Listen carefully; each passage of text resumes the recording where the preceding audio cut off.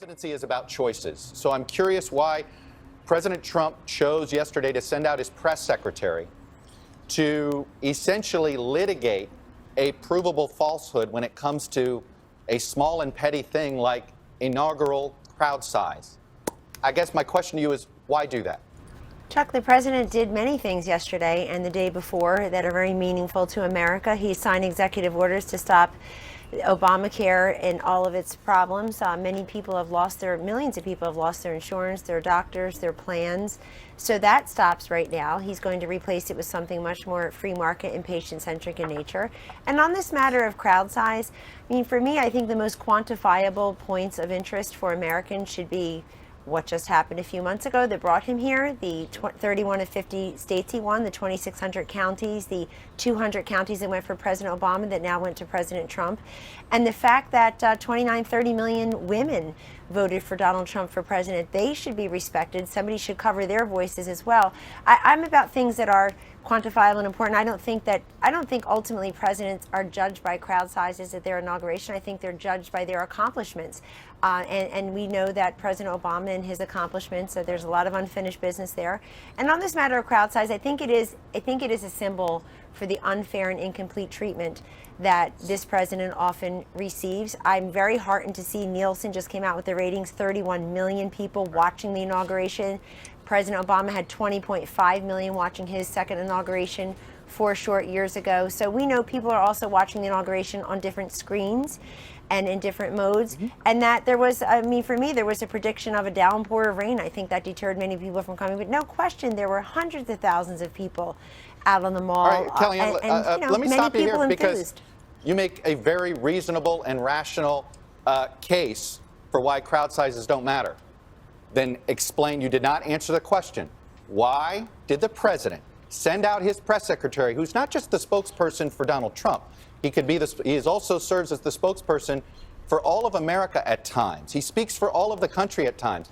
Why put him out there for the very first time in front of that podium to utter a provable falsehood? It's a small thing, but the first time he confronts the public, it's a falsehood? Chuck, if we're going to keep referring to our press secretary in those types of terms, I think that we're going to have to rethink our relationship here. I want to have a great open relationship with our press. But and you did not answer the question. I did answer your question. No, you did not. You did not answer the question of why the president asked the White House press secretary to come out in front of the podium for the first time and utter a falsehood. Why did he do that? It undermines the credibility of the entire White House press office on day one. Don't be so overly dramatic about it, Chuck. You're saying it's a falsehood, and they're giving Sean Spicer, our press secretary, gave alternative facts to that. But the point remains. Wait a minute. Alternative facts? Alternative facts. 4 of the 5 facts he uttered. The one thing he got right was Zeke Miller. 4 of the 5 facts he uttered were just not true. Look, alternative facts are not facts. They're falsehoods. To change what I don't understand numbers is like that is not what yesterday was about. So you have not answered the question. You did not answer the question. It's what this presidency is going to be about. You sent the press secretary out there to utter a falsehood on the smallest, pettiest thing. I don't think anybody can prove the number. Look, I actually don't think that. Maybe this is me as a pollster, Chuck, and you know data well.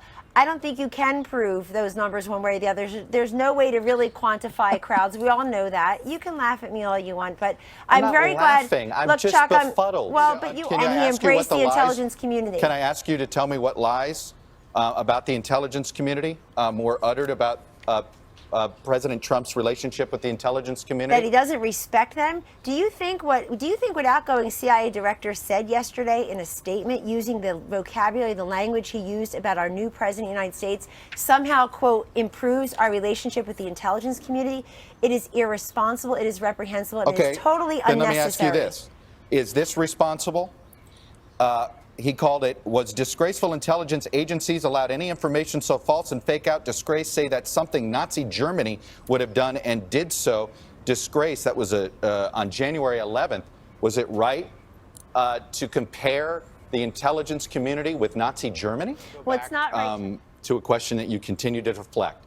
Why was it necessary to send out the press secretary on his first day in office to utter a provable falsehood that now calls into question everything the press secretary will say from here on out. It will for many Americans.